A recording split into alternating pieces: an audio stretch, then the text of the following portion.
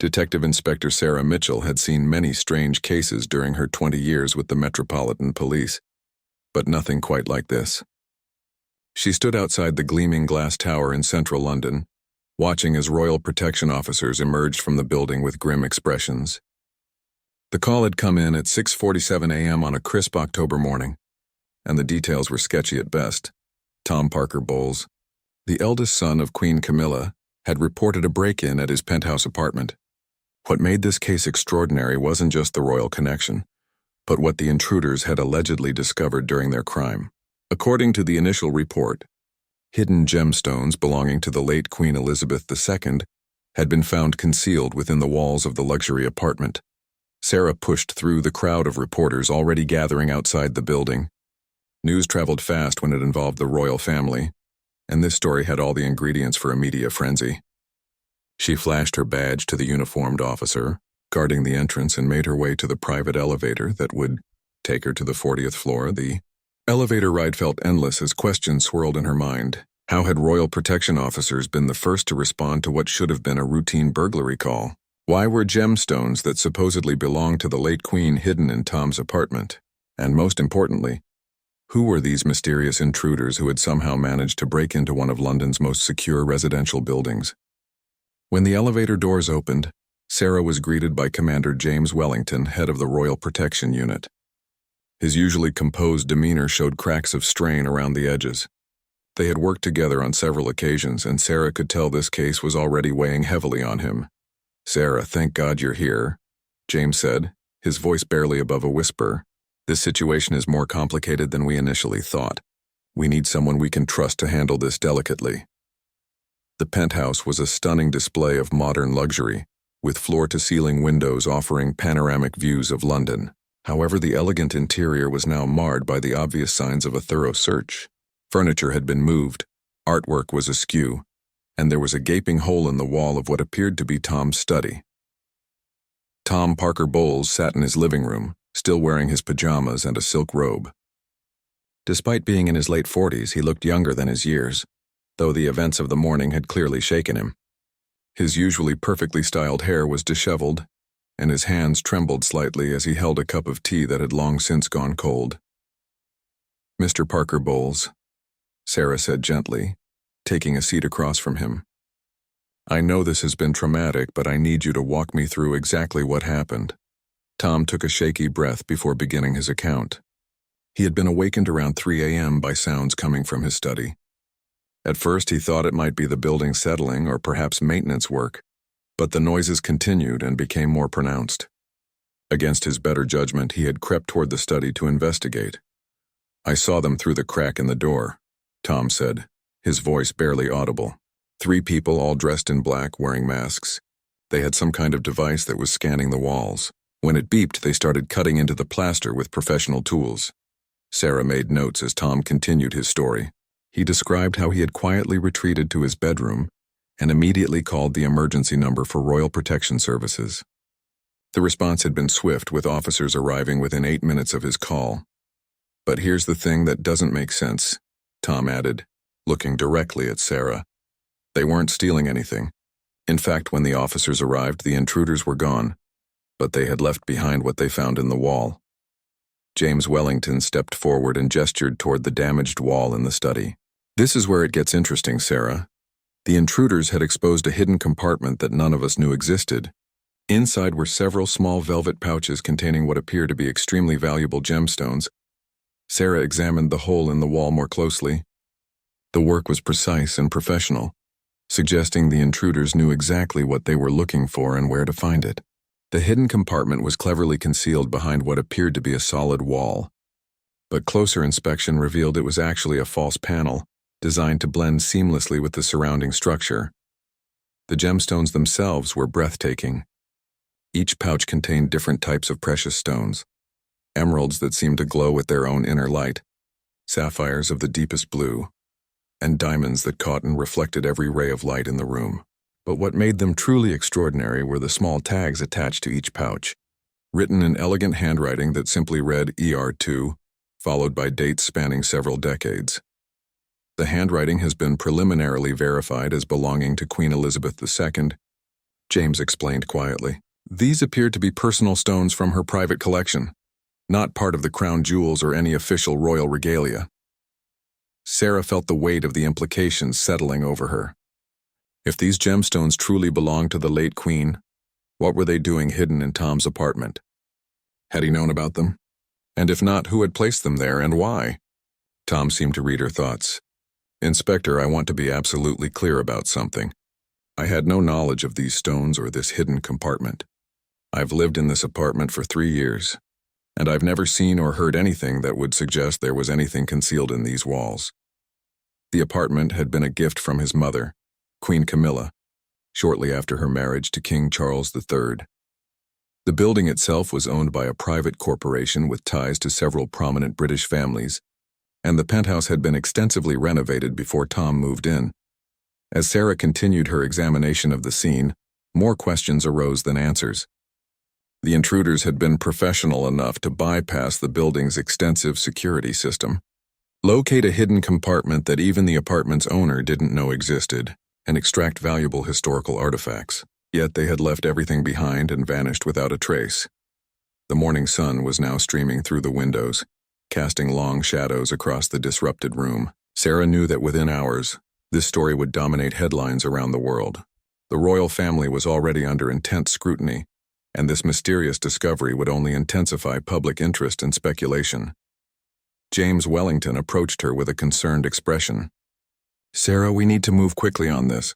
The longer we take to get answers, the more wild theories will start circulating in the media. The royal household is already fielding calls from journalists around the globe.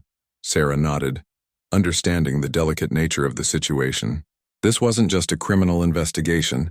It was a case that could potentially impact the monarchy itself. She would need to be thorough, discreet, and above all, find the truth behind these mysterious gemstones and the equally mysterious intruders who had revealed their existence. The following morning brought no relief from the chaos that had engulfed Tom Parker Bowles' life. Sarah Mitchell arrived at Scotland Yard to find her desk buried under files, photographs, and preliminary reports from the forensics team. The case had been classified at the highest level of security, meaning only a select few officers had access to the details. Her first task was to examine the building's security footage, though she suspected it would yield little useful information. The perpetrators had clearly planned their operation meticulously. The building's head of security, Marcus Thompson, met her in the control room, his face etched with embarrassment and confusion. Inspector, I've been running security for this building for 8 years, Marcus said, pulling up the relevant footage on multiple monitors. Our system is state-of-the-art, with cameras covering every entrance, exit, and corridor. But look at this. The footage from the night of the break-in was puzzling. At 2:43 a.m., the cameras in the main lobby showed nothing unusual. The emergency stairwell cameras were similarly quiet. However, at exactly 2:47 a.m., there was a 4-minute gap in the footage from the 40th floor, where Tom's penthouse was located. It's not a malfunction, Marcus explained, his voice tight with frustration. The timestamp shows continuous recording, but during those 4 minutes, the cameras captured absolutely nothing. No movement, no people, nothing. It's as if the intruders became invisible. Sarah studied the footage carefully. Professional criminals sometimes used advanced technology to disrupt security systems, but this level of sophistication suggested resources far beyond typical burglars. The precision of the timing, the complete absence of any visual evidence, and the surgical nature of the break-in all pointed to something much more complex than a simple theft. Meanwhile, the forensics team had been working around the clock to analyze the hidden compartment and the gemstones. Dr. Elizabeth Hartwell, the senior forensics expert, had some disturbing findings to share when Sarah visited the lab later that morning. The hidden compartment is fascinating, Dr. Hartwell said, showing Sarah detailed photographs of the wall cavity. It was professionally constructed, probably during the building's original construction phase. The mechanism for accessing it requires knowledge of a specific sequence of pressure points. Whoever designed this knew exactly what they were doing. The gemstones themselves had yielded even more intriguing information. Carbon dating and mineral analysis confirmed their authenticity and significant age. Some of the pieces appeared to be centuries old, with craftsmanship that matched known examples from the royal collection. But here's what's really interesting, Dr. Hartwell continued. pulling up microscopic images on her computer screen. Several of these stones show evidence of recent handling. Despite being hidden away, someone has been accessing and examining them regularly. The oils from human fingerprints are still detectable on some pieces. This revelation sent a chill down Sarah's spine. If someone had been regularly accessing the hidden compartment, it meant there were people who knew about the gemstone's location. The question was whether Tom had been aware of this activity in his own home. Sarah decided to pay another visit to Tom Parker Bowles, but this time at a neutral location. They met at a quiet cafe in Kensington, far from the media circus that had engulfed his building. Tom looked exhausted, wearing dark sunglasses despite the overcast day, and he kept glancing nervously at other patrons. "Mr. Parker Bowles," Sarah began gently, "I need to ask you some difficult questions about the apartment and how you came to live there." Tom nodded wearily. "I suspected this was coming. Inspector, I want to be completely honest with you, even if it makes my family uncomfortable."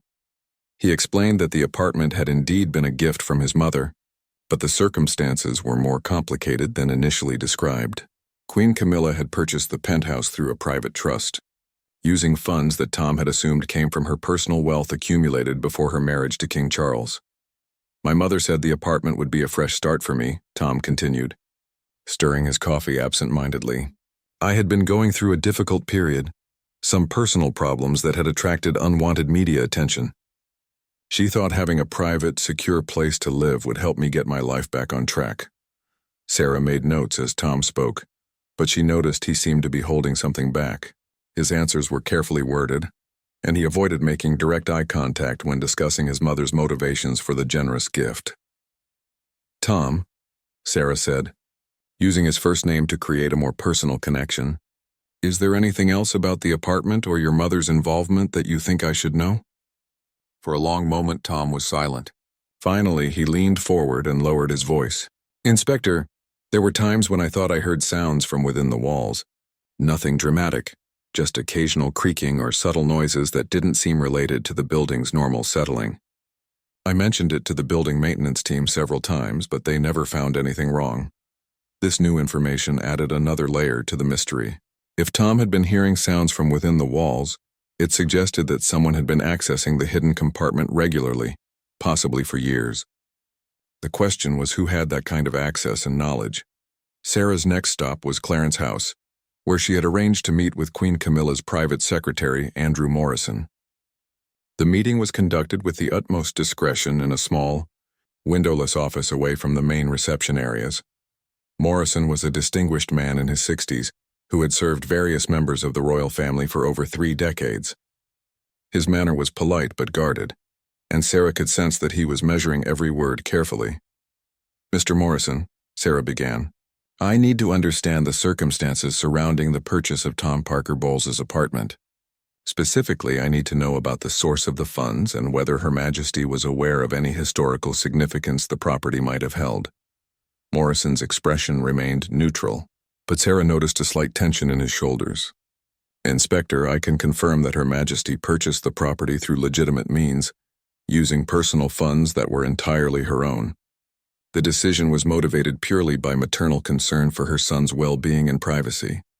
"But was the Queen aware of any connection the property might have had to the late Queen Elizabeth II?" Sarah pressed. There was a pause that lasted just a moment too long. "Inspector, I'm not aware of any such connection. However, I should mention that the royal family's private arrangements and historical possessions are often complex matters that span many decades." Sarah left Clarence House with more questions than answers.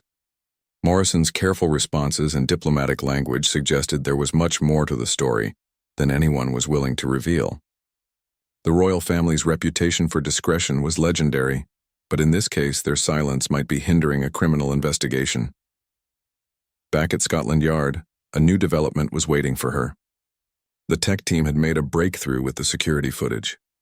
While they couldn't recover the missing 4 minutes of video, they had discovered something else: electromagnetic signatures that suggested the use of advanced jamming equipment. "Inspector," Detective Constable Williams explained, showing her the technical analysis, "whoever did this used military-grade equipment to disrupt the cameras. This isn't something you can buy online or steal from a typical security company. We're talking about technology that's restricted to government agencies and specialized private security firms. The implications were staggering. The break-in wasn't the work of opportunistic criminals or even sophisticated thieves. It was an operation carried out by professionals with access to advanced technology and detailed knowledge of the building's security systems. As the day wore on, Sarah found herself drawn back to the central question that had been nagging at her since the beginning. Why had the intruders left the gemstones behind? Professional thieves with this level of skill and equipment would never walk away from such valuable items unless they had a compelling reason. The answer, she was beginning to suspect, lay not in what had been taken, but in what had been revealed. Someone had wanted those gemstones to be discovered, and they had orchestrated an elaborate scheme to ensure it happened in a way that would attract maximum attention and scrutiny. 3 days into the investigation, Sarah Mitchell received an unexpected phone call that would change everything. The caller identified himself as Professor Edmund Blackwood, a royal historian and antiquities expert who had served as a consultant to the royal household for over 20 years. His voice carried an urgency that immediately caught Sarah's attention. "Inspector Mitchell," Professor Blackwood said, his words carefully measured. "I believe I may have information relevant to your current investigation. However, this is not something we can discuss over the phone. Could we meet somewhere private?" They arranged to meet at the British Museum after closing hours, where Professor Blackwood had special access through his academic credentials. Sarah found him waiting in the Egyptian antiquities section, a tall, scholarly man with silver hair and intelligent eyes that seemed to hold decades of secrets. "Inspector, what I'm about to tell you may sound incredible, but I assure you every word is true," the professor began, leading her to a quiet corner near the ancient artifacts. "The gemstones found in Tom Parker Bowles's apartment are not simply valuable jewelry. They are part of a collection that Queen Elizabeth II kept separate from the official crown jewels for very specific reasons." Professor Blackwood explained that throughout her reign, Queen Elizabeth II had maintained a private collection of gemstones and artifacts that held particular historical or personal significance. Unlike the crown jewels, which were owned by the state, these items were her personal property, inherited from previous monarchs or acquired through private means. The late queen was extremely concerned about the security and preservation of these items, the professor continued. In the final years of her life, she became increasingly worried about their safety, particularly given the changing political climate and growing Republican sentiment in some quarters. Sarah listened intently as Professor Blackwood revealed that Queen Elizabeth, who had secretly arranged for several of her most precious personal items to be hidden in secure locations around London. The operation had been conducted with the help of a small, trusted circle of advisors and security experts, all sworn to absolute secrecy. "But why Tom's apartment?" Sarah asked. "What connection could there possibly be?" The professor's expression grew somber. "Inspector, that apartment building has a history that most people don't know about. It was constructed on land that once belonged to a private estate used by the royal family in the early 20th century. The building's developer was a company with deep ties to the monarchy, and certain accommodations were made during construction to serve the family's long-term interests. This revelation cast an entirely new light on the case. The hidden compartment wasn't something that had been added after construction. It had been planned from the beginning as part of a secret network of secure hiding places for royal treasures. "Professor," Sarah said, her mind racing with implications, "are you telling me that Queen Camilla knew about this when she bought the apartment for her son?" Professor Blackwood hesitated before answering. "Inspector, I cannot speak to what Her Majesty Queen Camilla may or may not have known. However, I can tell you that the late Queen's arrangements were known to very few people, and those who were informed were bound by the most solemn oaths of secrecy." The next morning, Sarah decided to confront Tom Parker Bowles directly with this new information. She found him at his temporary residence, a modest hotel in central London where he had been staying since his apartment became a crime scene. His appearance had deteriorated noticeably over the past few days, and he looked like a man carrying an enormous burden. "Tom," Sarah said, sitting across from him in the hotel's small restaurant, "I know about the building's history and the planned hiding places for royal treasures. I need to know what you really know about all of this." For several minutes, Tom remained silent, staring into his untouched breakfast. Finally, he looked up at Sarah with eyes that seemed older than his years. "Inspector, I've been living a lie for 3 years," he said quietly. "My mother didn't just buy me that apartment out of generosity. She needed someone she could trust to live there, someone who would be nearby if access to the hidden compartment was ever required."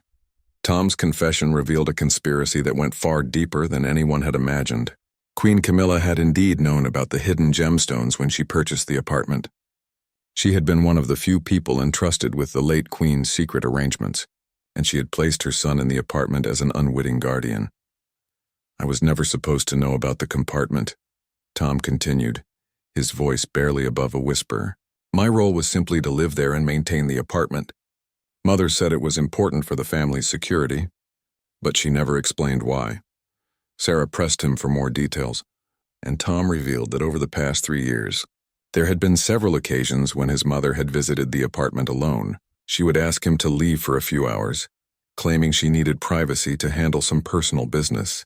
Tom had assumed these visits were related to his mother's charitable work or private investments, but a few months ago things started to change, Tom said. Mother seemed anxious about something.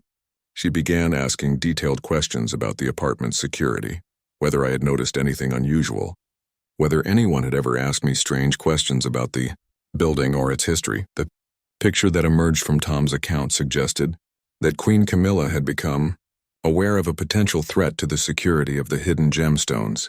Someone else had learned about the late Queen's secret arrangements, and they were making moves to exploit that knowledge.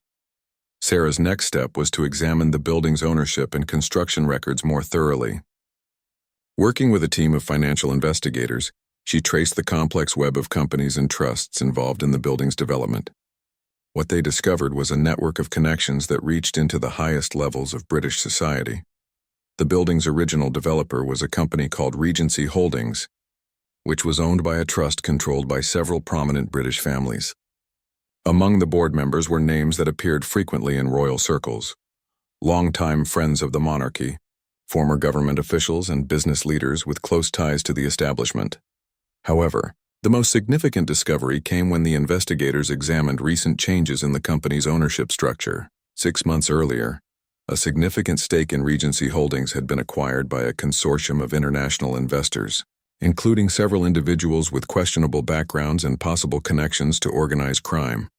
"Inspector," Detective Constable Williams explained, showing Sarah the financial documents, "it appears that someone has been systematically buying up interests in properties and companies connected to the royal family. This apartment building is just one piece of a much larger puzzle." The implications were staggering.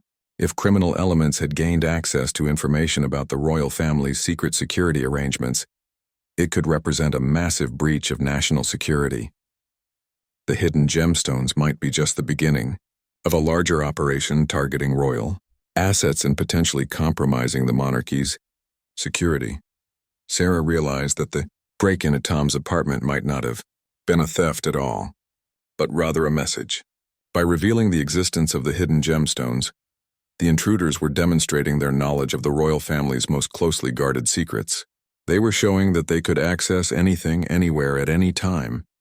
As the investigation continued, Sarah found herself wondering about the true identity of the mysterious intruders. Their professional skills and advanced equipment suggested they were more than common criminals. The precision of their operation and their decision to leave the gemstones behind indicated they were working toward a larger goal. That evening, Sarah received another unexpected call, this time from Commander James Wellington. His voice was tense with urgency. "Sarah, we've just received intelligence that suggests this case is part of something much bigger," he said. "We need to meet immediately. There are national security implications that go far beyond what we initially understood." Sarah felt a chill run down her spine. The case that had started as a simple break-in was evolving into something that could potentially threaten the very foundations of the British monarchy. The hidden gemstones were not just valuable artifacts. They were the key to a conspiracy that reached into the deepest secrets of the royal family.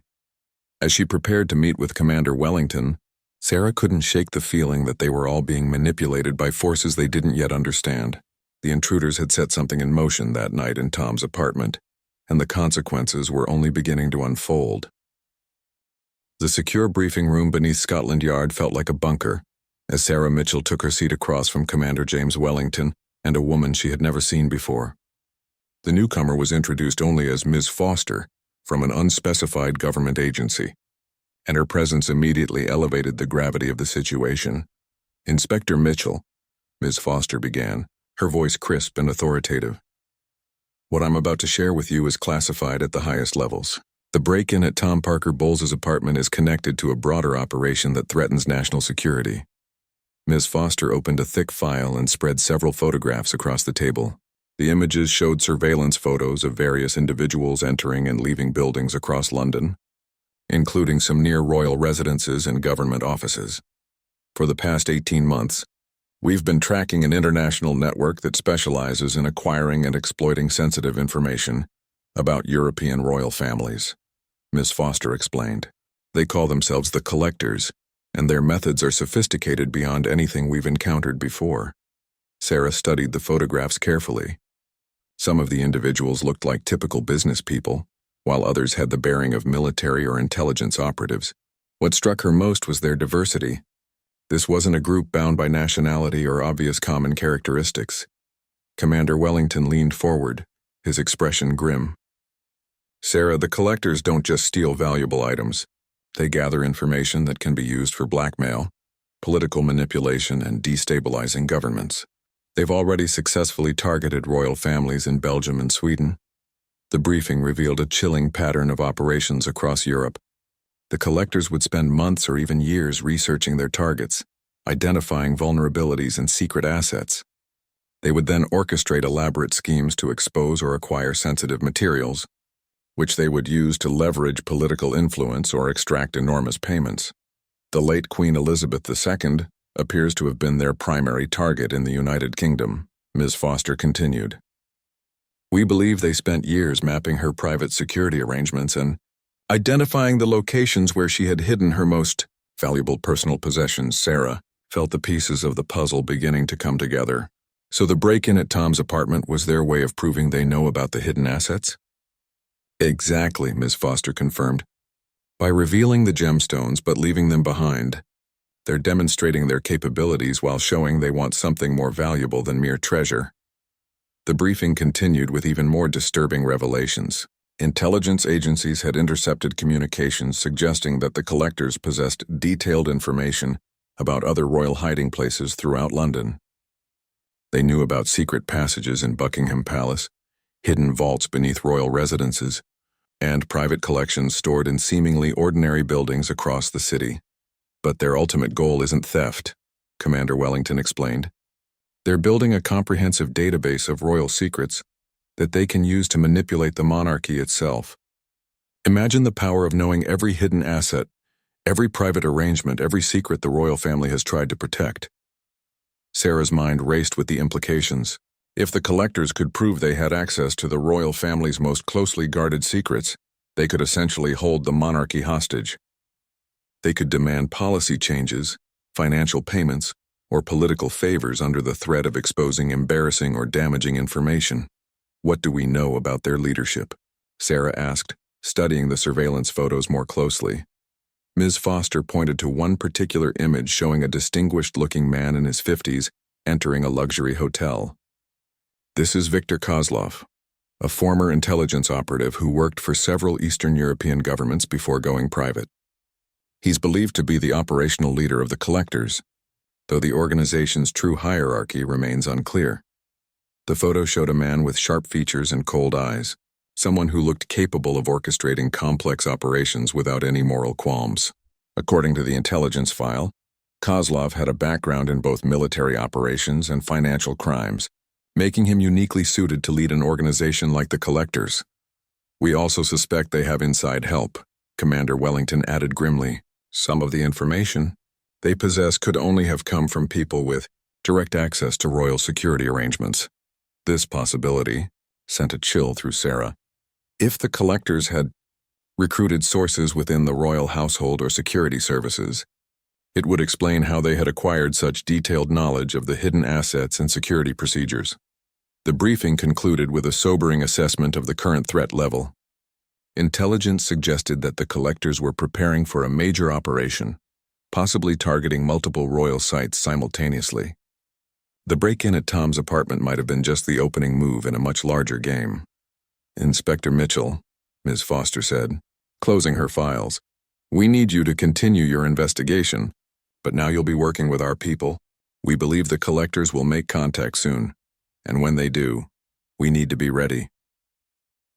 Over the next 2 days, Sarah found herself working with a team that operated in the shadows of British intelligence. They set up surveillance operations around royal properties, monitored communications networks, and analyzed every piece of evidence from Tom's apartment with new urgency. The breakthrough came when forensics discovered something that had been overlooked in the initial examination. Hidden within the velvet pouches containing the gemstones was a tiny electronic device, barely larger than a grain of rice. It was a sophisticated transmitter that had been dormant until activated by exposure to air. The device started broadcasting the moment the compartment was opened, explained Dr. Hartwell, the forensics expert. It's been sending a location signal and possibly other data to an unknown receiver. The discovery meant that the collectors knew exactly when and how the gemstones had been found. They had been monitoring the investigation from the beginning, possibly even tracking the movements of everyone involved in the case. Sarah realized they were all being watched, their every move analyzed by an organization that seemed to anticipate their actions before they made them. The feeling of being manipulated, which she had experienced from the beginning of the case, was now confirmed by hard evidence. That evening, as Sarah was reviewing case files in her office, her secure phone rang. The voice on the other end was calm, educated, and spoke with a slight accent that she couldn't immediately identify. "Inspector Mitchell," the voice said, "I believe you have something that belongs to us." Sarah's training kicked in immediately. She activated the recording equipment on her desk while keeping her voice steady. "Who is this?" "Someone who appreciates your thorough work on this case," the caller replied. "You've been very helpful in confirming certain details about the royal family's arrangements." The caller revealed himself to be representing the collectors. Though he didn't provide a name or specific identity, he spoke with the confidence of someone who held all the advantages in their current situation. "The gemstones were just the beginning, Inspector," he continued. "We have information about dozens of other locations, other secrets that the royal family has tried very hard to keep hidden. Your investigation has provided valuable confirmation of our intelligence." Sarah felt a growing sense of dread as she realized how completely they had been outmaneuvered. The entire investigation had been orchestrated by the collectors to verify their information and gather additional intelligence about royal security procedures. "What do you want?" Sarah asked directly. "A meeting," the caller replied. "Tomorrow evening, 7 o'clock at the Wallace Collection. Come alone and bring the gemstones. It's time to discuss the future of the British monarchy." The call ended, leaving Sarah with a recording that would be analyzed by every intelligence expert available. But she already knew what the analysis would show. The collectors were ready to make their demands, and the royal family was about to face the greatest threat to their security in modern history. As she prepared to brief her superiors on this latest development, Sarah couldn't shake the feeling that tomorrow's meeting would determine not just the outcome of this case, but potentially the future of the monarchy itself. The collectors had spent years preparing for this moment, and they held cards that no one had even known were in play. The Wallace Collection's elegant galleries felt different as Sarah Mitchell walked through them the following evening. What was normally a peaceful museum showcasing centuries of art and antiques had become the stage for a confrontation that could reshape the British monarchy. Hidden throughout the building, members of the surveillance team were positioned as ordinary visitors, their equipment concealed within cameras and phones. Sarah carried a small briefcase containing the gemstones, though exact replicas were secure in an evidence vault. The transmitter found within the original pouches had been carefully transferred to the decoy stones, ensuring that the collectors would continue to believe they were monitoring the real artifacts. At exactly 7 o'clock, a man approached her near the medieval armor display.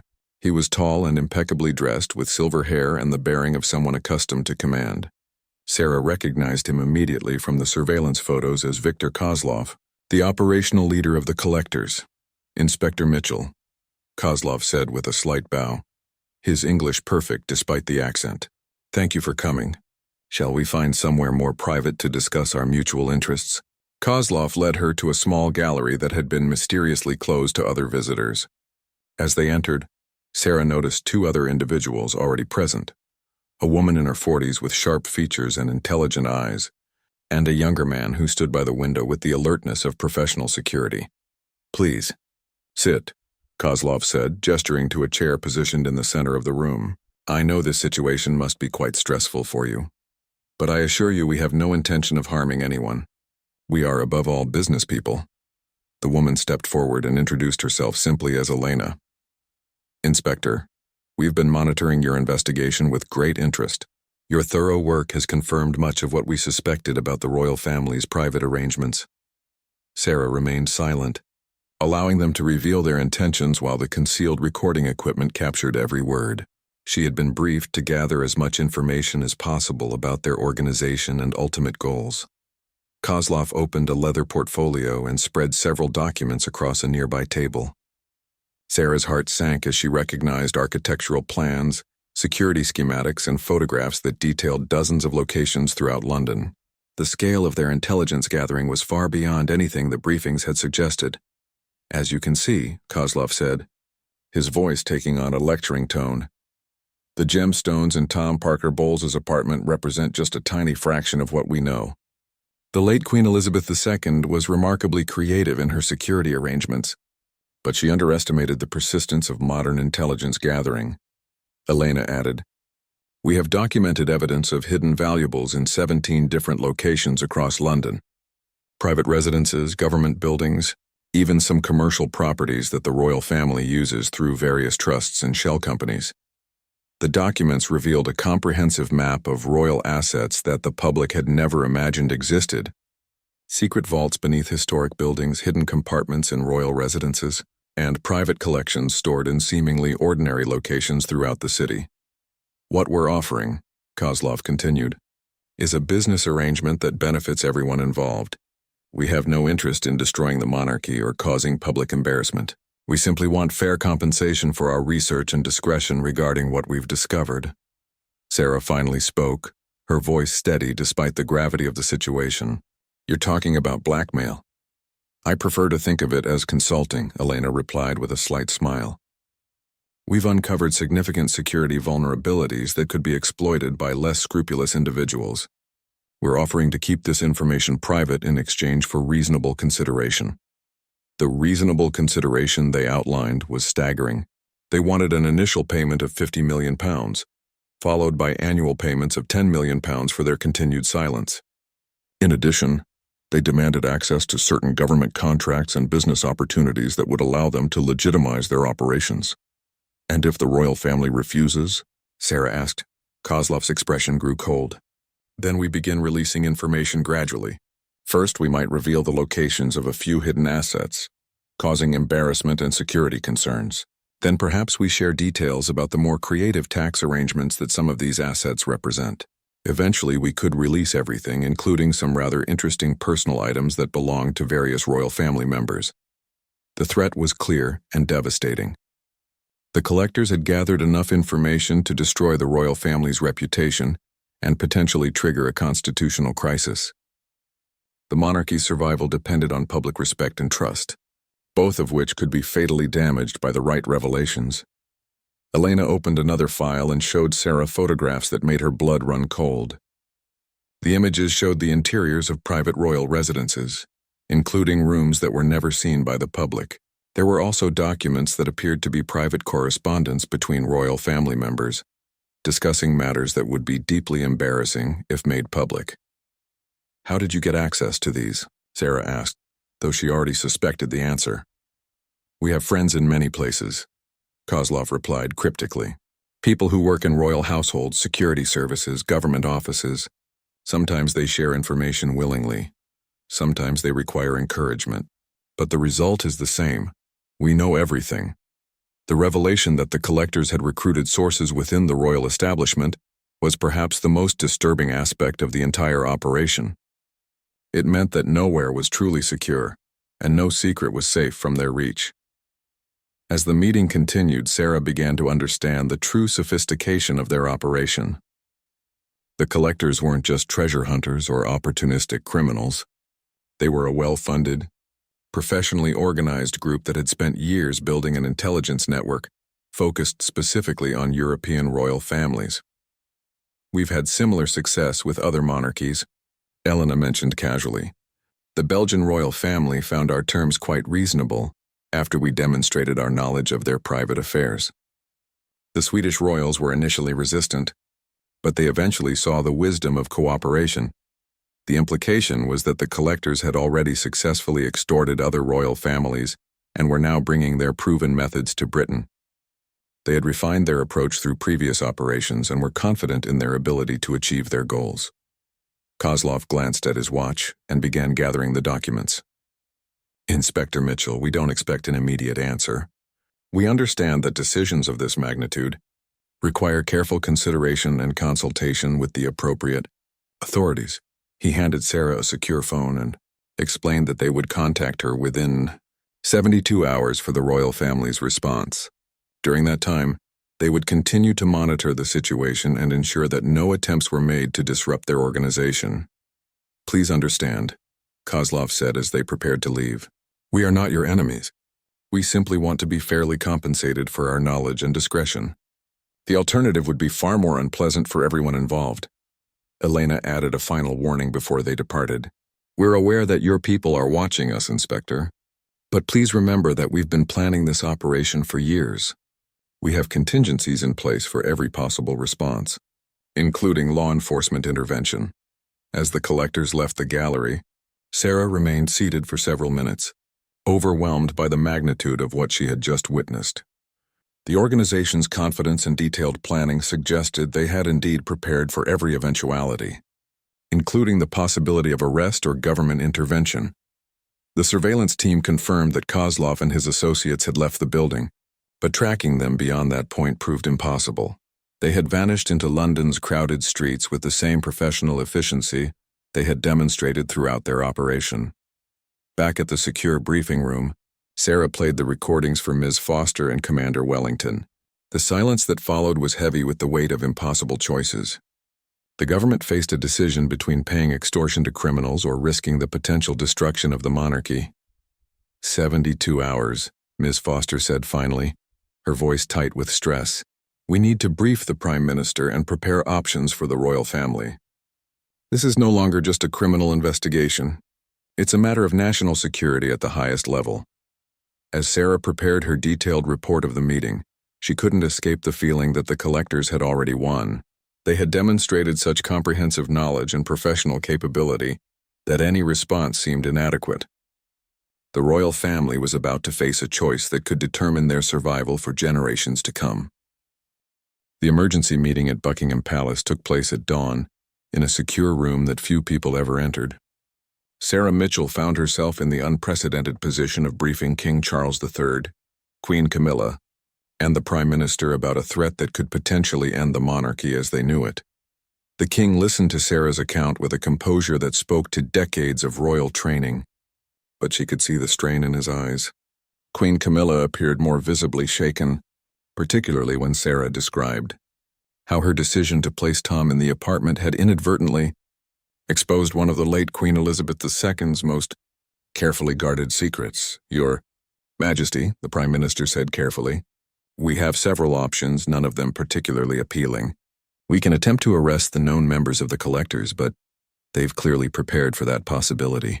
We can refuse their demands and prepare for the consequences, or we can consider negotiating with them." Ms. Foster, who had been quietly reviewing intelligence reports, looked up with a grim expression. "I'm afraid the situation has become more complicated overnight. Our surveillance teams have lost track of all known collectors' operatives. It's as if they've simply vanished from London entirely." King Charles spoke for the first time since the briefing began. "What does this mean in practical terms?"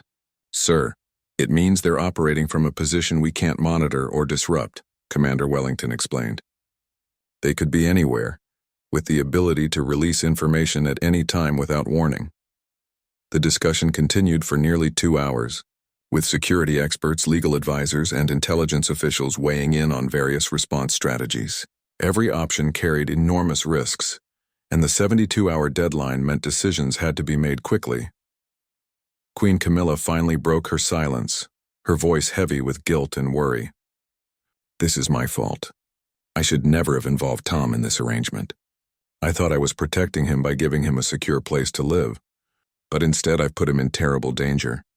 Sarah had been watching the Queen carefully throughout the briefing, and she sensed there was more to the story than had been revealed. During a brief recess, she approached Queen Camilla privately. "Your Majesty," Sarah said quietly, "I believe there may be additional information that could help us understand how the collectors gained their knowledge. Is there anything else about the late Queen's arrangements that you think might be relevant?" Queen Camilla looked around nervously before responding. "Inspector, there was someone else who knew about some of these hiding places. Charles mentioned it to me shortly after we married, but I thought it was just historical curiosity." The revelation that someone else might have knowledge of the late Queen's secret arrangements sent a new wave of urgency through the investigation. Queen Camilla explained that the late Queen had apparently confided in a longtime friend and advisor, someone who had helped her establish some of the secure locations decades earlier. "His name is Sir Geoffrey Whitmore," Queen Camilla continued. "He's in his 80s now, retired from government service, but he was very close to the late Queen for many years. If anyone else knew the full extent of her arrangements, it would be him." Sarah immediately requested that Sir Geoffrey be located and brought in for questioning. However, when agents arrived at his London residence, they found the house empty with signs of a hasty departure. Neighbors reported seeing moving vans several days earlier, shortly after news of the break-in at Tom's apartment first broke. The implications were chilling.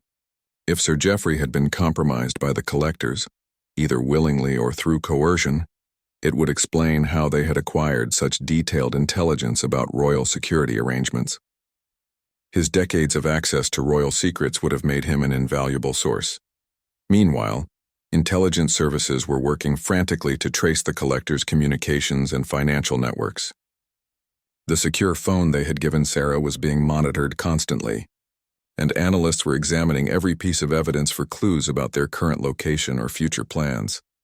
Tom Parker Bowles had been moved to a secure government facility for his own protection, but the stress of the situation was clearly taking its toll. When Sarah visited him, she found a man who appeared to have aged years in just days.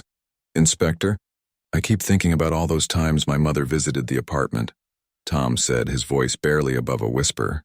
"What if they were watching? What if they saw her accessing the hidden compartment? I may have helped them without even knowing it." Sarah tried to reassure him, but privately she suspected his fears might be justified. The collectors had demonstrated such comprehensive surveillance capabilities that monitoring Queen Camilla's visits would have been well within their abilities. On the second day of the deadline, a breakthrough came from an unexpected source. Professor Blackwood, the royal historian who had first explained the background of the hidden gemstones, contacted Sarah with urgent information. "Inspector, I've been going through my private files, and I found something that might be relevant," Professor Blackwood said when they met at his university office. "Several months ago, Sir Geoffrey Whitmore contacted me asking detailed questions about the late Queen's private collection. At the time, I thought he was conducting research for a book or exhibition." Professor Blackwood showed Sarah copies of email exchanges with Sir Geoffrey, in which the elderly advisor had asked specific questions about the locations and security arrangements for various royal artifacts. The questions were sophisticated and detailed, suggesting either academic curiosity or something more sinister. "Professor, did Sir Geoffrey seem different during these conversations?" Sarah asked. "Was there anything that struck you as unusual about his inquiries?" "Actually, yes," Professor Blackwood replied thoughtfully. "He seemed nervous, almost desperate for information. He mentioned something about ensuring proper security arrangements, but he was vague about the specifics. I got the impression he was under some kind of pressure. This new information suggested that Sir Geoffrey might have been coerced, rather than willingly cooperating with the collectors. If they had discovered his knowledge of royal secrets and applied pressure, he might have been forced to provide information against his will. Intelligence teams immediately began searching for any trace of Sir Geoffrey's whereabouts. His financial records showed several large cash withdrawals in the weeks leading up to his disappearance, and his passport had been used to leave the country just hours after Sarah's meeting with the collectors. The final day of the deadline arrived with no progress in locating the collectors or Sir Geoffrey. The secure phone remained silent, but everyone knew the call would come soon. "The royal family and government," Officials were forced to make a decision about how to respond to demands that could bankrupt the monarchy or destroy it through exposure. King Charles called a final meeting with his closest advisors. The options had been narrowed down to two: attempt to negotiate a reduced payment that might satisfy the collectors while preserving royal resources, or refuse entirely and prepare for the worst possible outcome. "I will not allow the monarchy to be held hostage by criminals," King Charles declared firmly. "Whatever the consequences, we cannot set a precedent of paying extortion. It would only encourage others to attempt similar schemes." Queen Camilla supported her husband's decision, despite knowing that her past actions had contributed to the current crisis. "We must trust that the British people will understand that we faced an impossible situation with dignity and honesty." As the 72-hour deadline approached its end, Sarah received a call on the secure phone. Viktor Kozlov's voice was as calm and professional as ever, but there was an underlying tension that suggested he too was feeling the pressure of the moment. "Inspector Mitchell, I trust you have discussed our proposal with the appropriate authorities. We are prepared to hear the royal family's decision." Sarah had been instructed to inform the collectors that their demands were rejected, but to express willingness to discuss alternative arrangements. The hope was that this might buy additional time for intelligence services to locate and neutralize the threat. "The royal family cannot agree to your financial demands," Sarah said carefully. "However, they are willing to discuss other forms of accommodation that might address your concerns while preserving the dignity of the monarchy." There was a long pause before Kozlov responded. When he spoke again, his voice carried a note of disappointment that seemed genuine. "Inspector, I'm sorry to hear that. We had hoped for a more constructive response. Unfortunately, this leaves us with no choice but to proceed with our alternative plan." The call ended, leaving Sarah and the entire security apparatus wondering what the collectors' alternative plan might entail. Within hours, they would discover that the real battle for the future of the British monarchy was just beginning. The first revelation came at exactly midnight, posted simultaneously across every major news website and social media platform. High-resolution photographs of the hidden gemstones appeared alongside detailed documentation of their discovery in Tom Parker Bowles' apartment. But this was only the beginning. Sarah Mitchell watched in horror from the emergency command center as the collectors began their systematic exposure of royal secrets. Every hour brought new revelations: architectural plans showing hidden passages in Buckingham Palace, financial documents revealing offshore accounts, and photographs of private royal artifacts that the public had never known existed. The media response was immediate and overwhelming. News channels canceled regular programming to provide continuous coverage of what they were calling the biggest royal scandal in centuries. Social media exploded with speculation, conspiracy theories, and demands for answers from the royal family. By dawn, protesters had gathered outside every royal residence in London. The crowds were mostly peaceful but growing larger by the hour, with people demanding transparency about royal finances and secret assets. The monarchy's carefully maintained image of dignity and tradition was crumbling under the weight of revelation after revelation. King Charles and Queen Camilla were forced to remain in secure locations as their security details struggled to assess the full scope of the threat. The collectors had not simply released information.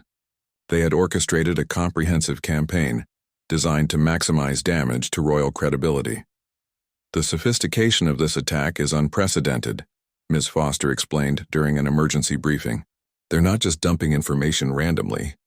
Every release is timed for maximum media impact, with supporting documentation that makes verification impossible to deny." Commander Wellington added grimly, "They're also staying ahead of our efforts to track them. Every time we identify a server or communication method they're using, they've already moved to something else." The third day of revelations brought the most damaging information yet. The collectors released private correspondence between members of the royal family, discussing their concerns about public opinion and political developments. The letters revealed a level of political awareness and influence that contradicted the monarchy's public stance of political neutrality. Sarah found herself in the unusual position of leading a criminal investigation that was playing out on the world stage. Every decision was scrutinized by media analysts, and every move by law enforcement was immediately reported and debated by experts around the globe.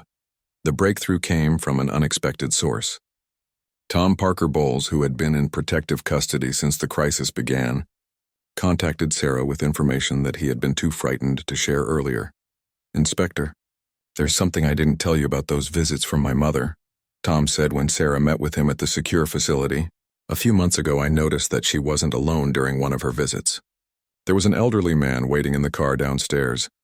Tom described the man as distinguished and well-dressed, someone who clearly belonged in royal circles, but whom he had never seen before. The description matched Sir Geoffrey Whitmore perfectly, suggesting that Queen Camilla had been meeting with him at the apartment where the gemstones were hidden. "Did you see them together inside the apartment?" Sarah asked. "No, but after that visit my mother seemed very upset," Tom continued. "She told me to be extra careful about security, to report anything unusual immediately. She seemed genuinely frightened about something." This new information suggested that Queen Camilla might have discovered the collector's infiltration of Sir Geoffrey much earlier than anyone had realized. Her increased anxiety about security and her questions to Tom about unusual activities indicated she knew something was wrong but hadn't understood the full scope of the threat. Sarah immediately requested permission to interview Queen Camilla directly about her meetings with Sir Geoffrey. The interview took place in a secure room at Windsor Castle, with only Sarah and a royal protection officer present. "Your Majesty," Sarah began gently, "we need to understand exactly what Sir Geoffrey told you during your meetings. It may be the key to stopping the collectors before they cause even more damage." Queen Camilla looked exhausted, her usual composure cracked by days of unprecedented stress. "Inspector Geoffrey contacted me about 6 months ago. He said he had discovered that someone was asking questions about the late Queen's private arrangements. He was worried that the security of her hidden assets might be compromised." The Queen explained that Sir Geoffrey had been investigating suspicious inquiries about royal properties and historical arrangements. He had traced some of these inquiries back to what appeared to be academic researchers, but his instincts told him something was wrong. He wanted to personally verify that the hidden compartments were still secure. Queen Camilla continued. "That's why we met at Tom's apartment. Geoffrey needed to check the gemstones and ensure the hiding place hadn't been discovered." What Queen Camilla described next sent a chill through Sarah. During that visit to the apartment, Sir Geoffrey had discovered evidence that the hidden compartment had been accessed recently. Scratches on the mechanism and slight disturbances in the dust pattern suggested someone else knew about the hiding place. "Geoffrey was terrified," Queen Camilla said, her voice barely above a whisper. "He told me that if they knew about one location, they probably knew about others. He said we needed to move everything immediately, but before we could act, he disappeared. The final piece of the puzzle fell into place. Sir Geoffrey hadn't been a willing collaborator with the collectors. He had been trying to protect the royal family's secrets when he was captured or coerced. His knowledge of all the hiding places had then been extracted through methods that Sarah didn't want to contemplate. Meanwhile, intelligence agencies had finally made progress in tracking the collectors' operations. The systematic nature of their information releases had required sophisticated coordination, and that coordination had left digital fingerprints that experts were beginning to trace. "We've identified at least 17 different servers and communication networks they've used," explained the chief technology analyst. "But more importantly, we've found patterns in their operational timing that suggest they're all coordinating from a single central location." The location turned out to be a luxury yacht anchored in international waters off the coast of France. Satellite imagery confirmed the presence of advanced communication equipment, and the yacht's registration led back to a complex network of shell companies that the collectors had used to hide their assets. The challenge was that international waters meant the yacht was beyond the reach of British law enforcement. Any action would require cooperation from multiple governments and careful coordination to avoid diplomatic incidents. However, the collectors had made one crucial mistake. In their confidence, they had scheduled one final information release that would supposedly contain the most damaging revelations yet. Intelligence intercepts suggested this release would include information about the current royal family's private lives that could potentially destroy the monarchy entirely. The operation to stop them required unprecedented cooperation between British intelligence, French naval forces, and international law enforcement agencies. As Sarah watched from the command center, Special forces teams prepared to board the yacht and capture the collectors before they could release their final devastating secrets. The raid was swift and successful. Viktor Kozlov and Elena were captured along with several other operatives and a massive collection of intelligence about royal families across Europe. Most importantly, they recovered Sir Geoffrey Whitmore, who was found alive but in poor condition after months of captivity and coercion. In the aftermath of the operation, the full scope of the collectors' activities became clear. They had successfully infiltrated royal security arrangements in multiple countries and had been building toward a coordinated campaign of exposure and extortion that could have destabilized monarchies across Europe. Sir Geoffrey's rescue provided crucial testimony about how the collectors had operated. They had initially approached him as academic researchers interested in royal history, gradually building trust before revealing their true intentions and applying pressure through threats against his family. The crisis had lasting consequences for the British monarchy. King Charles and Queen Camilla were forced to address the nation directly, acknowledging the existence of previously unknown royal assets and security arrangements while emphasizing their commitment to transparency and public service. Tom Parker Bowles gradually returned to normal life, though he moved to a different apartment with enhanced security arrangements. The experience had changed him profoundly, giving him a deeper appreciation for the complex responsibilities that came with his royal connections. For Sarah Mitchell, the case became a defining moment in her career. She had navigated an investigation that operated at the intersection of criminal justice, national security, and constitutional law. The experience taught her that in the modern world, even the most ancient institutions were vulnerable to sophisticated threats that could emerge from anywhere. The collectors' network was eventually dismantled, with operatives arrested in 7 different countries. However, the case served as a wake-up call for security services around the world about the vulnerability of high-profile targets to prolonged, sophisticated intelligence operations. The royal family implemented new security protocols and transparency measures designed to prevent similar incidents in the future.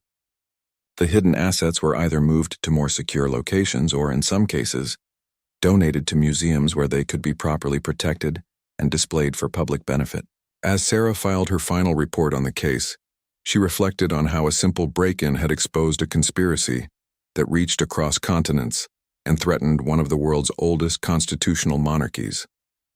The hidden gemstones that had started it all were now safely secured, but their discovery had changed everything about how the royal family approached security and public accountability in the 21st century.